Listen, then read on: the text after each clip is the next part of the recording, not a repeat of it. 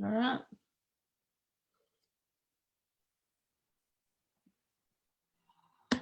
Hi, everybody. My name is Renza Shibilia. I am here from Diabetes Australia, and I am thrilled to be hosting our next live Q&A. Today, we are talking about diabetes and low-carb eating, and I'm absolutely delighted to be joined by Dr. Grant Brinkworth from the CSIRO. And I'm going to throw to him right now and say, can you tell us a little bit about yourself, please, Grant? Oh, hi. Well, thanks for the introduction, and thanks everyone for having me. Yeah, really excited to be here. So I guess I've spent, I'm a professor in nutrition and exercise science, and I've spent the last 20 years, I guess, researching the role of different dietary factors and developing different solutions that can achieve not only effective weight loss and metabolic health, but particularly blood glucose control, with a real focus on particularly diabetes and type 2 diabetes management. And also understanding how then we can translate these dietary principles, I guess, into effective and convenient solutions and products that make it easier for people to improve their health, particularly for people living with diabetes. So there's a word in there that you said that I love, and that is making things easier for people living with diabetes.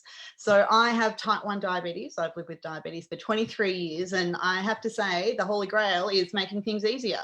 Now, just a couple of things before we get into our questions. These Q&As, they always work best when the people who are watching ask us questions, and that's what we are. So we like these to be as interactive as possible. So please use the comment section on Facebook and ask your questions, and hopefully we'll be able to get to it. If you have a question that you would like to ask us anonymously, you can do that. If you just message us at Diabetes Australia, I'll be able to ask the question, but won't necessarily say your name, and no one will see that you've asked a question. And we would like to get to as many of these questions as possible. We'll be going for about 45 minutes. So if you've got questions, please do bring them.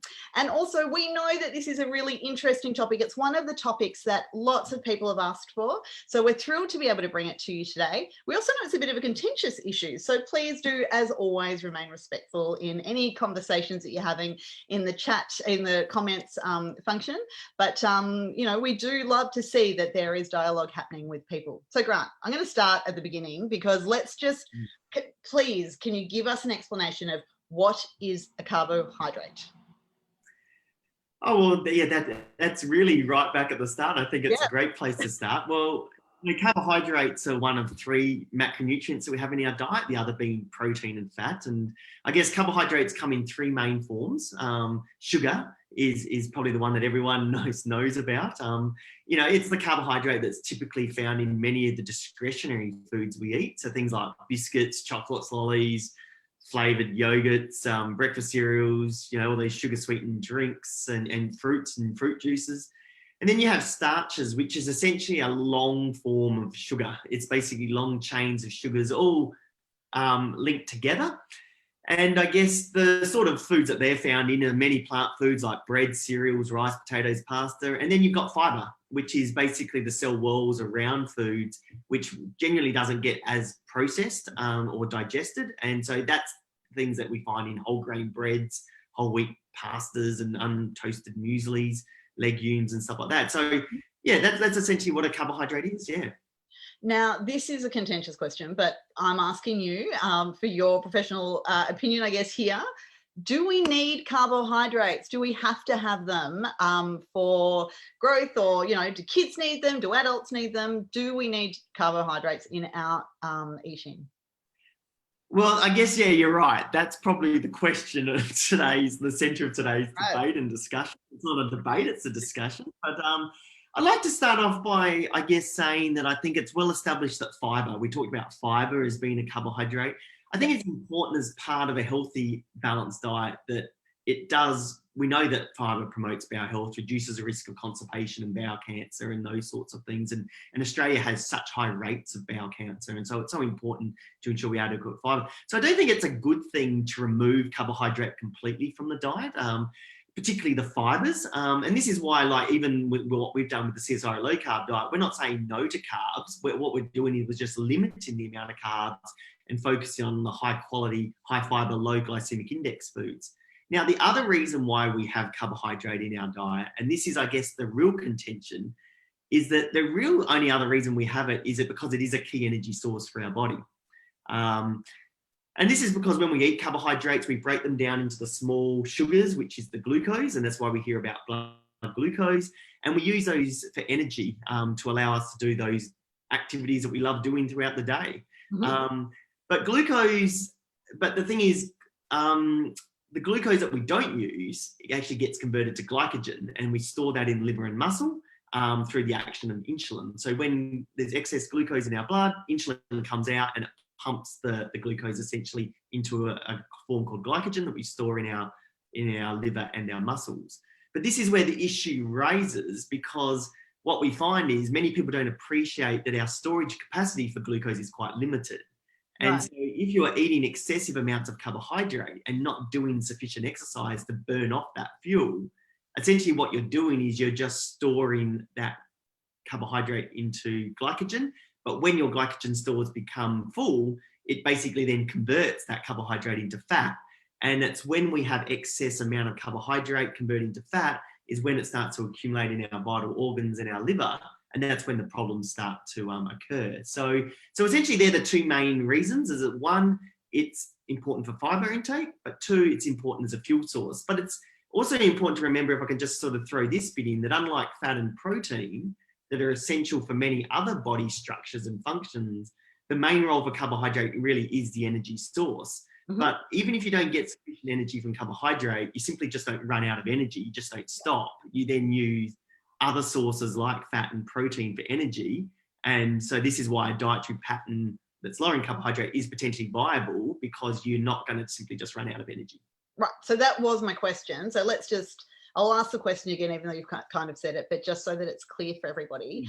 You've said that carbohydrate is a fuel source. What other fuel sources are there in the body? So if somebody is eating a very low or even a no carbohydrate diet, that's what they've decided to try, where are they getting their fuel? Because they're still going to need to be able to get up and run around and do whatever else they're doing throughout the day. Yeah, so typically most of that will then come from fat, and we use up our fat store.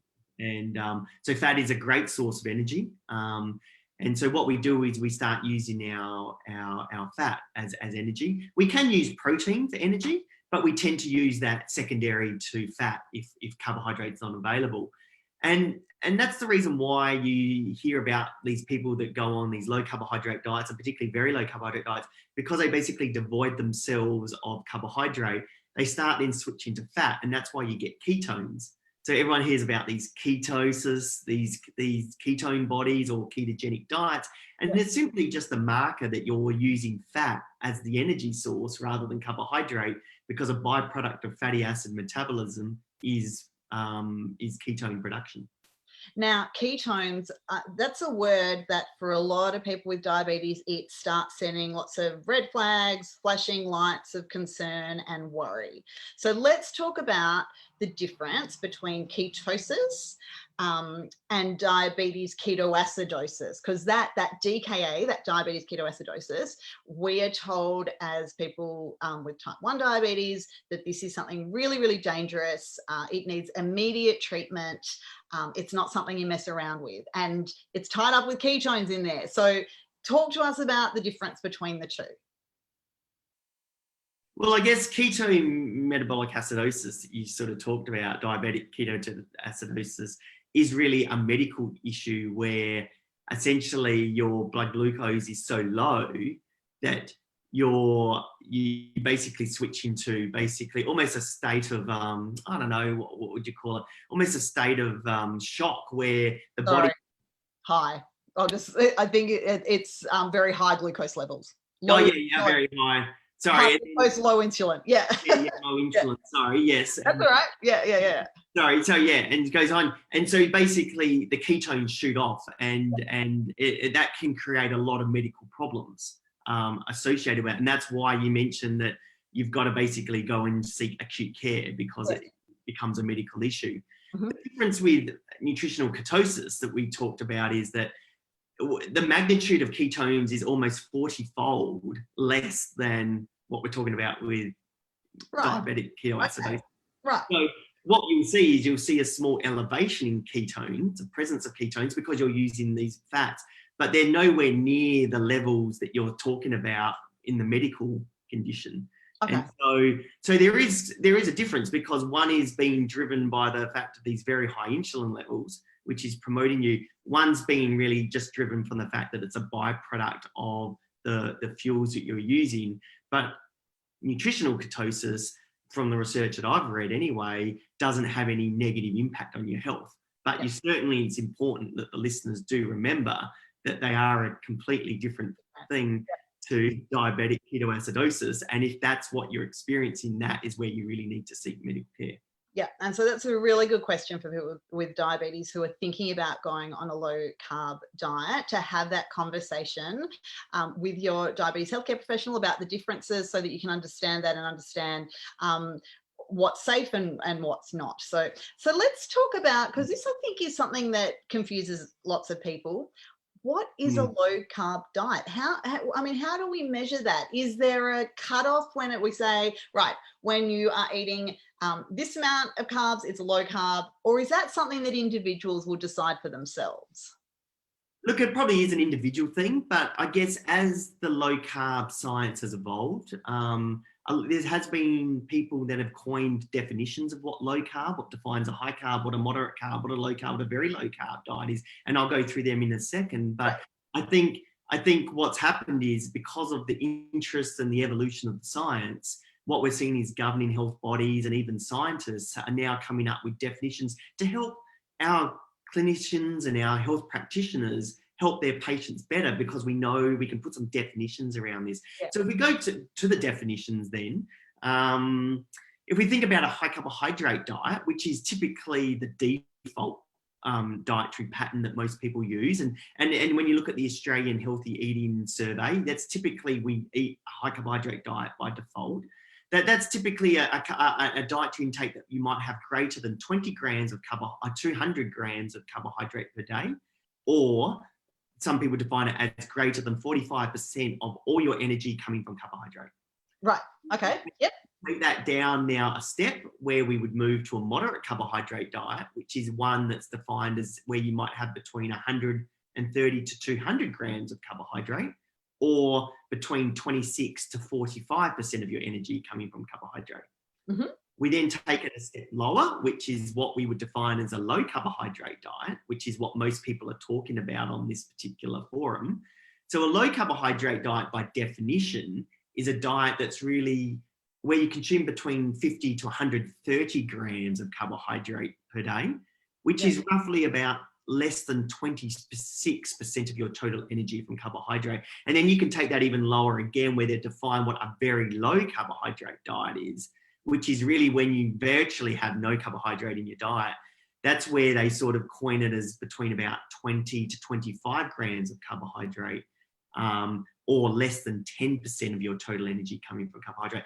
So there is a spectrum, Renza, and I think that's important to remember, that there's a spectrum, and there's you don't have to fit in this box. It's about what works for you and what works for you with your health practitioner. So yeah, you can define yourself by one of these terms, but it's more around working with the health practitioner to work out what carbohydrate level is going to work for you and what you're trying to achieve with your metabolic health. Yeah, fantastic. And I think that, we keep coming back to this as, your diabetes may vary, your diabetes management may vary, your diet may vary. And people with diabetes, I think, and where I guess some of the contention is when people with diabetes are just told that low carb eating is not a way to manage diabetes. It's not a way for you to eat. And I think that, there's clearly some people who are doing well on a low carb diet, who are doing it safely and, are doing it with great knowledge. But my question is why is it that there has been this history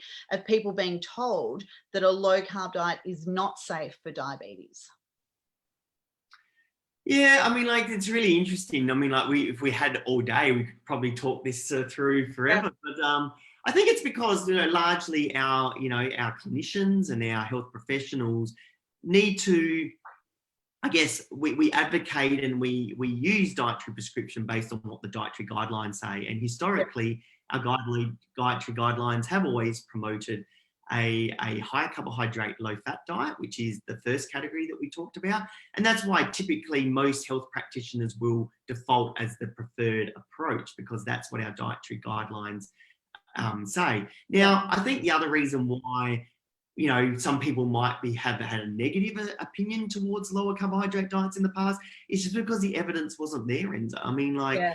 you know, these dietary guidelines need to be, to make sure that everyone's safe and healthy, they need to be evidence-based. Yeah. I guess probably only 10 years ago, even, you know, 15, 20 years ago, we just didn't have enough evidence around the effect and the potential applicability of lower carbohydrate diets. But that has changed. And I think over the last 10, 15 years, we've seen an emergence of really high quality research now, particularly focused on type 2 diabetes, not necessarily type 1 or gestational diabetes, but in type 2 diabetes at least, there is a lot of good quality research now that shows that compared to a high carbohydrate, low fat diet, that a low carbohydrate diet can be an effective approach, not the only approach, but can be an effective approach to, one, not only improve blood glucose control, reduce your diabetes medication, and even some emerging research is suggesting that maybe even promote diabetes remission. And so the reason why I'm so passionate about what I do, Enza, is because I'm a passionate scientist, because I want to see our evidence, I want to see great science, and I want to see great science inform our dietary guidelines. And I think over the time, as we start to emerge these this evidence, this is why dietary guidelines also evolve, because the evidence evolves, and so our dietary guidelines will evolve over time because of the evidence that's emerging. Yeah, and we know that the guidelines are currently under review. And do you, and you know, I mean, if you had a crystal ball, which we don't, but do you think that there will be changes in there? Because you're right, the guidelines do, you know, the carbohydrate recommendations in the guidelines are quite high, really. Do you think that that's something that might change in future, or do you think that rather than it being quite prescriptive, that it might be what we've been talking about, where there's a spectrum and people need to work out what works best for them on there?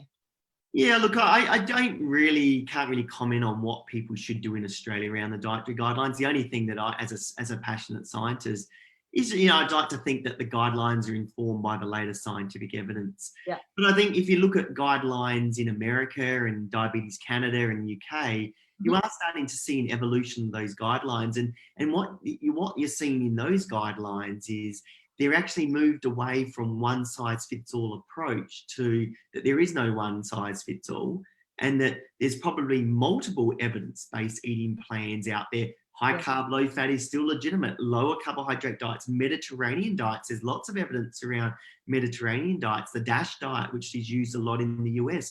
And so what they're starting to see, evolution of those dietary guidelines, is going down towards that there's probably no one size fits all.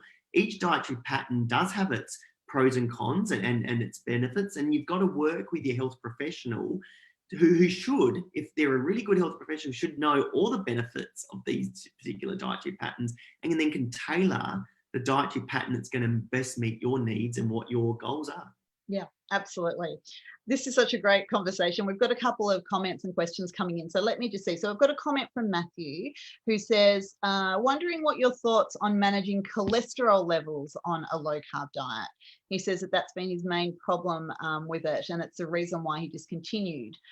What can you tell us about that? So sorry, we're talking about cholesterol now rather than blood sugar for a moment, but what can you tell us about cholesterol? That's why, because, you know, look, blood glucose is the main primary therapeutic target for diabetes, but we know go hand in hand, particularly for people with type 2 diabetes, is increased risk of heart disease. And so it's not just about controlling the blood glucose.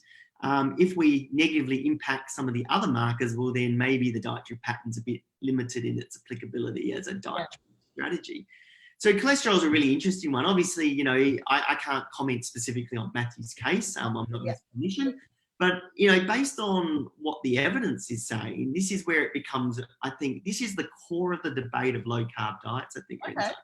Because based on available studies, when you look at the changes that happen in blood cholesterol levels, what you typically see consistently across these studies is that compared to a traditional high carbohydrate, low fat diet, the low carbohydrate, high fat diet actually reduces triglycerides and increases HDL cholesterol, which is the good cholesterol. And so these are actually beneficial effects of a low carb diet for reducing or improving cholesterol profile, because these actually reduces heart disease risk, because we know that having a high triglyceride level and low HDL levels are actually key diagnostic criteria of the metabolic syndrome, and this will actually increase the risk of heart disease. But this is where it gets really, really interesting. It is a complex issue because whilst you see these benefits in this hand, what you see in some of these studies is they observe an increase in LDL cholesterol, which is the bad cholesterol. Yeah. So you see this increase, you see this improvement in one hand, but then you see potentially this negative in the other hand. And we probably still don't have enough long-term evidence to understand what the long-term consequences and the net effects of these. Does this weigh out this? What's the balance of these effects that you see? And we probably need better, well-controlled trials to really look at the long-term effects of these low and high carbohydrate diets. But I think what's really interesting about the LDL story, and this is where the crux of the debate is this LDL response really as bad as what everyone makes it out to be? And it may not be as simple as just measuring LDL cholesterol, because we know that LDL cholesterol, and does this increase heart disease risk? Because a separate body of research has suggested that an increase in LDL cholesterol when you go on a low carb diet may actually reflect an increase in large particles increasing and the small particles decreasing. And that's actually, if you have your large LDL particles go up and your small ones go down, that's actually considered to reduce the risk of heart disease of LDL. Okay. So I don't think it's as simple as just looking at LDL and think that it's as harmful as people think. And what's also really interesting in the research that I've been done, because I find this an incredibly fascinating topic, is why do low carb diets increase LDL when you're low carb? And it's probably most related to the fact that most low carb diets not only increase the proportions of fat, but also saturated fat, which we know elevates LDL cholesterol.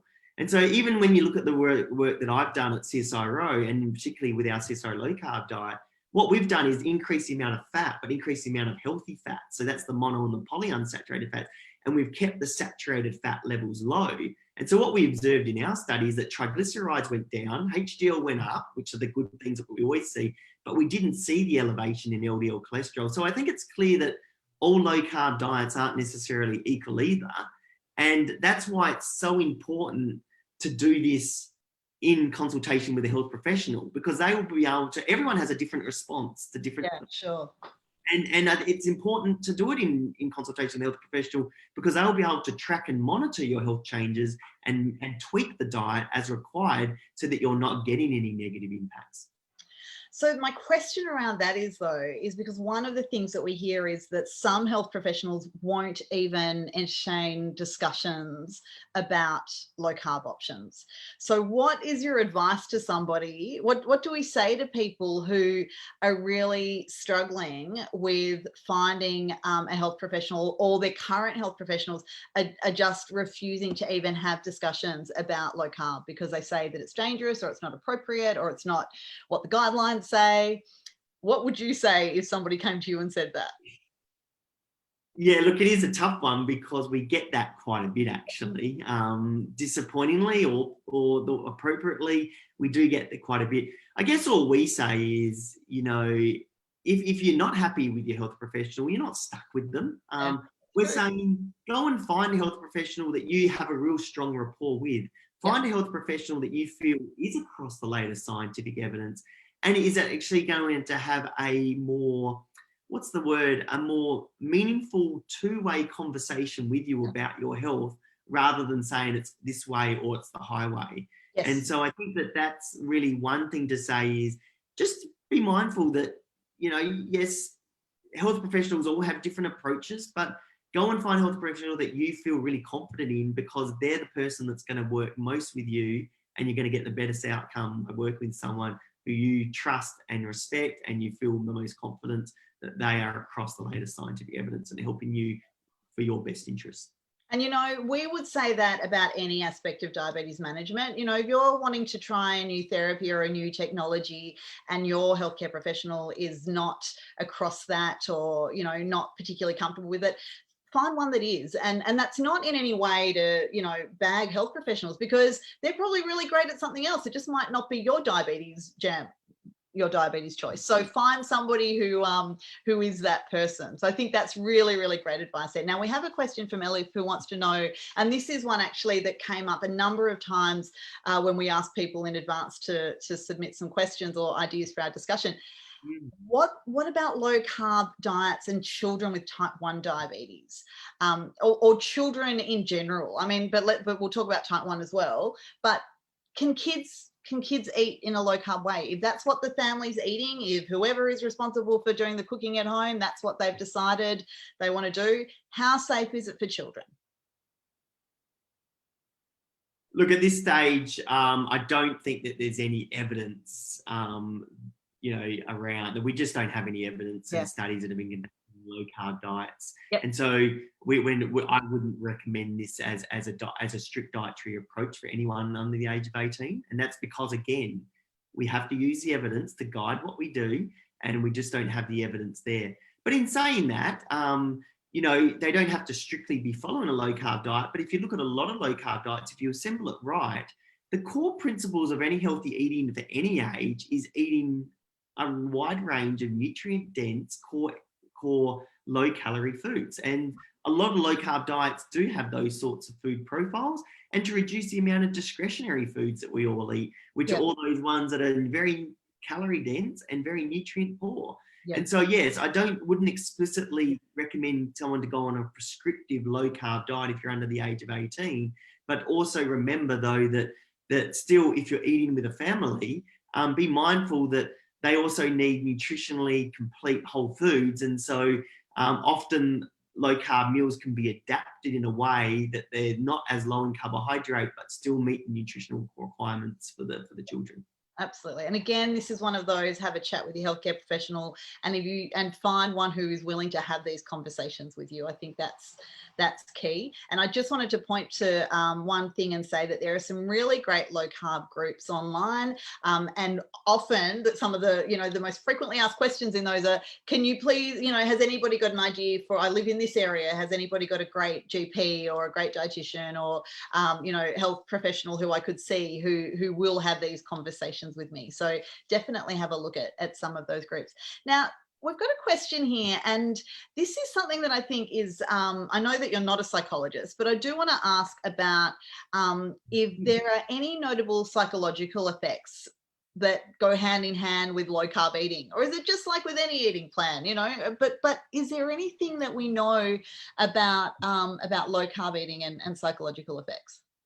Yeah, look, I really like this question, Rinz, because so I'm not a psychologist, but I'm actually really interested in the psychological effects of low carb diets, and the reason why I have been is because it's quite an under-researched topic, and something that has just always been of great interest to me, and something I've always tried to look at in the studies that I've done. And I think this is because, and I think it's why it's so important, is because we know type 2 diabetes can result in so many negative psychological health consequences, such as increased risk of depression, poor brain function, that can increase the risk of Alzheimer's.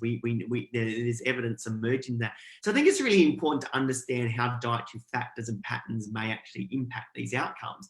And I guess until not so long ago, as you mentioned, an often cited concern of these low carbohydrate diets, if you look through the popular press and literature, without any science backing any of this up, would be that they do impact negatively on psychological health.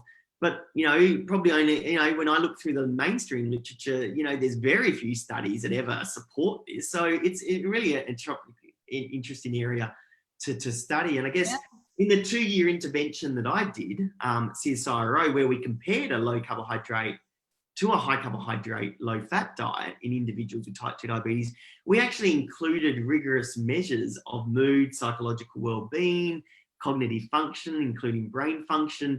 And what we actually observed is we didn't find over that 2-year period any differences in the response between the two different diets. So the low carb diet didn't seem to have any negative impact on psychological health and function. In fact, we showed with both diets, because we got both groups to lose weight, that losing weight in itself actually improved their mood state, reduced symptoms of depression, and actually improved some of the brain function test scores. So I think from the evidence that we do have now, it would suggest that low carbs don't have any detrimental effects on psychological health, But it again shows that all dietary patterns can be effective if we can get patients to lose weight, because we know that that will actually help to improve mood state and to actually improve cognitive function, some of the brain function measures that we looked at. Yeah. One of the criticisms that I see about low carb diets is that people say that they're restrictive. So two things that I want to talk about. One is that people say that they're restrictive and that they're not sustainable. So let's talk about those two things, because people who are on low carb say that's a load of rubbish. I don't feel like I am restricting my diet or that I'm missing out because I'm eating so much other stuff that I, feel great eating. And they also say, might say, well, I've been doing it for 10 years. And so clearly it is sustainable for me. But let's talk about that a little bit. Let's start with the restrictive. Do you hear that from people? Is that a criticism, or is it a reality that you hear from people who are doing low carb, that it's restrictive?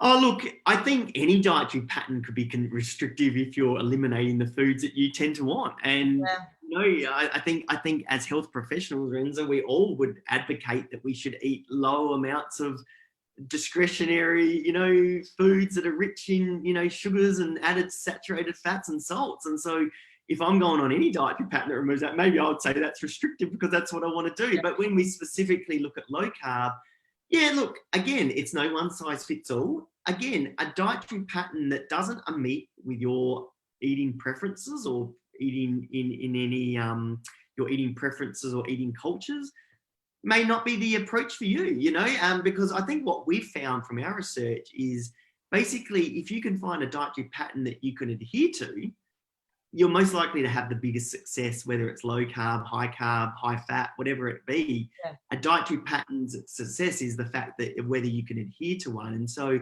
what we've found in our research is that we don't find that a low carb diet on a whole is any more restrictive to having a high carbohydrate, low fat diet.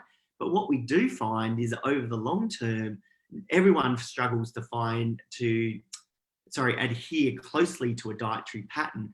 And so what we always recommend is, again, what some of the success factors of long-term adherence is actually having access to professional support. And that's why we always say that low carbohydrate diets are effective. Our studies show that, but they're only going to be effective as much as you can adhere to them. So if they're not a dietary approach that you necessarily gravitate towards and you're not going to adhere to it, you're probably not going to have much success. Yeah. But whatever dietary pattern you choose, doing it in consultation with a health professional and a strong healthcare team network, including family and friends, that's going to get you the best recipe for success. Yeah.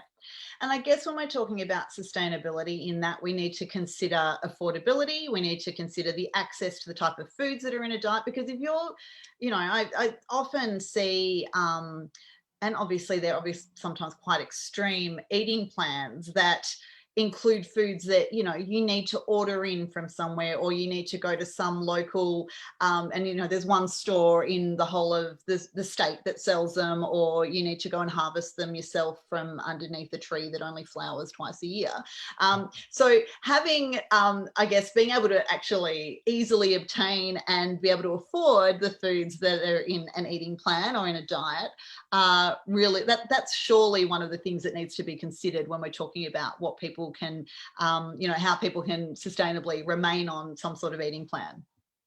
Oh, totally. And I think a sustainable eating plan is one that looks relatively normal and doesn't require. And I think that's what we've been able to show with CSIRO low carb diet. It includes foods from all major food groups. You get all the foods from supermarket. You don't need any special formulations or potions. It's based on whole nutrient dense core foods. And so I think a dietary pattern that's going to work for anyone is one that is centered on those core principles of healthy nutrition eating, which is basically eating, again, those core nutrient dense, low energy, whole fresh foods. Yep, absolutely. Of which you can create a low carb diet around that and make it a sustainable solution. Yep. If we've got any more questions, please do submit them now. And I'll also just say Diabetes Australia launched a position statement about low carb diets a couple of years ago, maybe 3 years ago now. I've lost all of 2020, so we've all forgotten how long ago things happened. So you can find that on the Diabetes Australia website, but I know that Emily will share it in the comment section of our Facebook page. And also, just very, very much this is about choice and the belief that people with diabetes who decide that this is an eating plan that they would like to pursue, they really should have the support of a healthcare team around them to do that. So please have a look at that, have a read, and perhaps it's always useful to have something that you can take with you if you're wanting to sit down with a healthcare professional that you might be feeling a little bit nervous about having this conversation with them. So that might be a good starting point. Now we have a question here, and this is actually something that I'm really interested in, and we might just touch on it very quickly. It's a comment from Joanne who says that low carb diets are sometimes preached as the only way to avoid diabetes related complications and also to achieve a super low HbA1c. So the HbA1c, of course, is that check that we have every 3 months or so to get kind of like an average of what our glucose levels have been doing in that time. Now, I, as a person living with diabetes who's been working in diabetes organisations for a long time, will say that we can never point to one particular therapy or one particular diet and say that's the only way to achieve something, because I don't believe that to be the case. But what would you say about that? Oh, well, I'd probably concur with you. I mean, like, I think it's important to acknowledge right from the start that diet's only one of many facets that drive HbA1c. Yeah. Like, I'm also an exercise professor, and, you know, I'm a strong advocate of actually doing exercise with all these diets, because exercise has so many independent benefits for improving blood glucose control. But, you know, I think, you know, if we look at the systematic reviews, which is a combined analysis of multiple separate RCTs or randomized controlled studies to look at the totality effects, yeah, there is a now emerging number of these systematic reviews that suggest, at least over the short term, that lower carbohydrate diets, at least compared to high carbohydrate, low fat diets, is more effective for improving blood glucose control. And some have even quantified a dose response relationship, that the lower the carbohydrate intake, the greater improvement of blood glucose control. But you've got to remember, in the context of these studies, that these are means that people are looking at, and everyone has individual responses. And even within those studies, we do show that people can easily also effectively achieve those same outcomes by following other dietary patterns. So it's like the message that we've been talking about a lot in this discussion, that there is no one size fits all. Yes, lower carbohydrate diets, there is an emerging evidence around type 2 diabetes that it probably can magnify the improvements in blood glucose control, and magnify the improvements in diabetes remission. But again, if it's not the dietary pattern that you're going to adhere to and follow too strictly, you're probably not going to get as much benefit from a lower carbohydrate diet as you would a different dietary pattern that's evidence-based, that's actually you're going to follow and adhere and be successful with. So again, there's really no one-size-fits-all approach, and we should look at all of these and make sure whatever dietary approach you're doing it in consultation with a health professional, and that it's evidence-based, it's grounded in strong scientific evidence. Yeah. Absolutely. And I think that, you know, I just wanted to follow on from that, Joanne. One of the amazing things that I get to do as part of my job is to go to the Kellyan Medal presentations, which are held every year. And it's people who have lived with diabetes for 50, 60, 70, 75. We've even had 80-year medalists. And I always love to have a chat with people to hear about, you know, how they've lived with diabetes. I mean, 70 years ago, and I'm thinking about the technologies and the insulins that we have and the diets that we know, and hearing people. And the thing that's amazing is the variety of different ways that people have managed their diabetes, the variety, you know, and with those, you know, varying ways of managing, they've had varying outcomes. So yes, absolutely, some people have eaten really low carb diets because that's what they were told when they were diagnosed. It was probably just not called that, and they don't have any complications perhaps. But other people who have eaten lots of carbs, they also don't have complications. So it is about finding the thing that works for you, and remembering that this is absolutely not going to be the only way that you can go to reducing the risk of complications. There are lots of other ways, and there's also a big genetic component in there as well. There's always so much to think about. And we've got another question up from Kelly. Is there any evidence relating to low carb in gestational diabetes and the health impacts on the developing baby? Yeah, so this is a really interesting one, because to start off with, gestational diabetes is on the rise. It's so prevalent now, and it has intergenerational health issues, because we know that having high blood glucose during pregnancy is programming the infant or the newborn to basically have increased risk of disease, including diabetes and heart disease. And so that's why it's become such a rampant topic. Mhm. Now, look, because of the evidence around, lower carbohydrate diets and their potential benefits in type 2, we are seeing an increased interest in women with gestational wanting to explore, these dietary approaches to better control their blood glucose. Yeah. But there really is an almost complete lack of high quality evidence examining the health and safety effects of low carb diets, not only in gestational, but also type 1 diabetes, to make any real conclusive conclusion about whether it's a good or a bad approach. So until further really evidence becomes available, we really do recommend that people with type 1 and gestational should really consult their physician first before trying these approaches. There are some safety concerns, again, that have to be rigorously tested around potentially elevating ketosis, which we've talked about, and the potential impact, the potential impact of reducing maternal glucose, and therefore is the infant or the fetus getting enough glucose to grow and develop properly. So there are still some safety concerns around this. And until we get that evidence, again, we recommend you do it in physicians. We're not saying don't do it, but do not definitely do it alone, because you've got to be closely monitored. Because remember, when you're gestational diabetes and you're a pending mother, you're not only caring for your own health, but you're also caring for the health of your newborn. And so, you really want to ensure that you're doing this in close consultation. Yeah, great. Now, so if we've got a person with diabetes who is watching today and thinking, this is something that I'd like to try. Now, we have mentioned pretty much with every single thing, talk to your healthcare professional. So absolutely, that caveat is over the top of everything. But where can people go for more information? Where else can they go? If they want to do a bit of reading up first, I'm assuming they can go to the CSIRO website, because I'm guessing that there'll be lots of information about the research and the book. So is that a good starting point? Yeah, look, I concur with what you've said. First point, it should always be your GP, registered dietitian or nutritionist. And again, as we've talked about before, find the proactive health professionals, because they're the ones that should be up with the latest scientific evidence and knowledge to help make an informed decision with you, not for you, with you, of what's going to be the best approach for you. But there are other great places to go. But my only recommendation is to always ensure that whatever you're reading or the sources you go to is, again, grounded on sound scientific evidence. And so people can go to the CSIRO low carb books for information, because we have used the latest scientific evidence to inform the content and the diet plan that we've provided with people. So, obviously the internet's another great source, but again, there is a lot of stuff on the internet.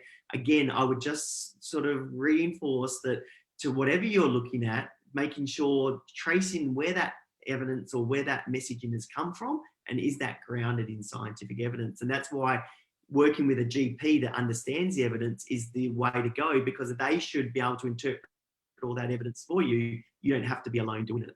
Absolutely. And I'll also put in a vote for peer support groups and speaking with other people who have diabetes to hear and learn from them as well. Just because something's worked for one person doesn't necessarily mean that it will work for you. And that's not what it's about. It's about hearing stories and learning and asking those questions so that you can understand whether, actually, this could be something that I could do. And I think that this might be something that I'm interested in pursuing further. So absolutely looking for groups where you can have a chat with other people, I think is always a good idea as well. Okay, so I think we probably touched on this, but is there anything else that you would recommend to somebody who's considering a low carb approach? Or we pretty much covered it, I think, but any last final ideas of what people might want to do? Well, I get asked this a lot. I guess I have a bit of a 4-point solution. Great. To think about. I always like to give this when I do presentations on this. I think first, we've already talked about it and we've labelled it probably enough, that number one, seek out a healthcare team to take it along the journey with you. That's so important. They'll be able to monitor your progress and help motivate and tailor the diet to meet your needs, so you're going to get the health outcomes you're looking for. 2, ensuring that the low carb plan is evidence-based. Not all low-carb diets are equal. We've already talked about that. And then you want to ensure the plan that you have selected is really grounded in a strong scientific evidence base. 3, I always suggest to plan ahead and find support. The success of any diet we've talked about, whether it be low-carb or another different dietary, evidence-based dietary plan, that finding a good support mechanism, whether that be friends, family, health professionals, will support you along the way. And we've also talked about this, that always include exercise. People just love diet and they just love to focus on the food side of it, but exercise is just as important. And in particular, always plug resistance exercise or strength training. This is just as important as the diet and will magnify the benefits you'll get with a low carb diet or any diet. But exercise on its own has its own independent benefits, particularly resistance exercise for improving blood glucose control and improving your general health and well-being. So please do not ignore that side of the energy balance equation. Wow. Well, I always love it when we have some tips for people. So that's a really, I think that's probably a really, really great way to finish this up. So I'll just say to everybody who's watching, thank you so, so much. Thank you for your questions. If we didn't get to your question, I am sorry. I have a feeling this isn't going to be the only Q&A that we do about this topic. I'm sure that there will be lots of questions. And I know that people would probably love to hear from people with diabetes who are managing, who you know, using low carb as one way to help manage their diabetes. So we might look at what we can do with that in the future. But Grant, thank you so, so much. I think that this has been really, really terrific and really useful. And thanks for coming on and answering all these questions that have been fired at you. So thank you. No, and then look, thank you for having me. It's a really topic of great interest to so many people, and I'm happy to be able to share the knowledge that I've been able to get from the research I've done, and I wish good luck to everyone that's on the call, and you know, journeys to actually improve diabetes, because we're all in it together to try and actually, in this war against diabetes, we know the tsunami's coming, and we all have to be in it together to support each other to really fight against this combat diabetes. Thank you so much. This recording will remain on the Diabetes Australia Facebook page, and we will also have it on our YouTube channel. So please do have a look at it. You can watch it again. You can share it with anyone who may have missed it. But thank you so much for people who have been able to join in live. We'll be back shortly with another one of these. They're generally held every second Thursday, but sometimes we just have a topic that we just want to talk about, and we're going to do it now. So just keep an eye on our Facebook page, because you'll get a chance to see what's happening there. But thank you very much. And Emily will end the recording now. So thank you, everybody.